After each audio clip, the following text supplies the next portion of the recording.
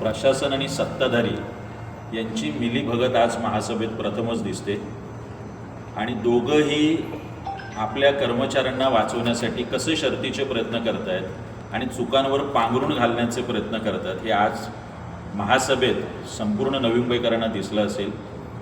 जर निष्काळजीपणा झालेला नाही आहे तर सोनम डोंगरे या आमच्या भगिनीचा मृत्यू कशामुळे झाला याचं कुठलंही उत्तर दिलं गेलेलं नाही. म्हणजे करण डोंगरे स्वतः सांगत आहेत की 3 तास सोनम डोंगरे यांना इन्फेक्शन झाल्यानंतर 3 तास त्यांच्यावर कुठलेही उपचार झाले नाही. आज महासभेत धडधडीत खोटं बोलण्यात आलं की आम्ही तात्काळ त्यांच्यावरती उपचार सुरू केले.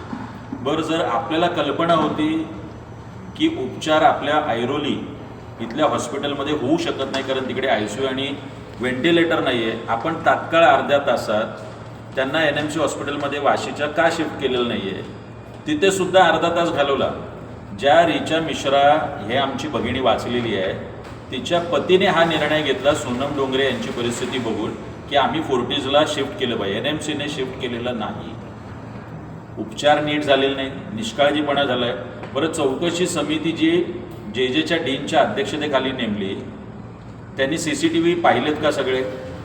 आता ज्या पद्धतीने करण डोंगरे म्हटले की अर्ध्या तासाच्या अंतरात 5 ते 6 औषधं दिली, ज्यात 2 ते 3 इंजेक्शन्स आहेत, बाकी औषधं आहेत.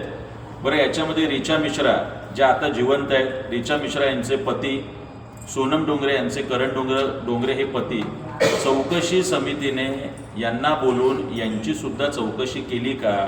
यांचंसुद्धा स्टेटमेंट चौकशी समितीच्या अहवालात रेकॉर्ड झालं आहे का? अशी कुठलीही गोष्ट न होता प्रशासनाला वाचवण्यासाठी सत्ताधारी यांचा मिलाप आज महासभेत दिसला. हे दुर्दैव आहे की आम्ही तुमच्यावरती कुठलेही प्रयोग करू आणि सुद्धा आम्ही वाचू, मात्र लोक मेले तरी चालतील अशा पद्धतीचा निर्लज्जपणा प्रशासन आणि सत्ताधारी यांच्यामध्ये आज नवी मुंबईत दिसतो.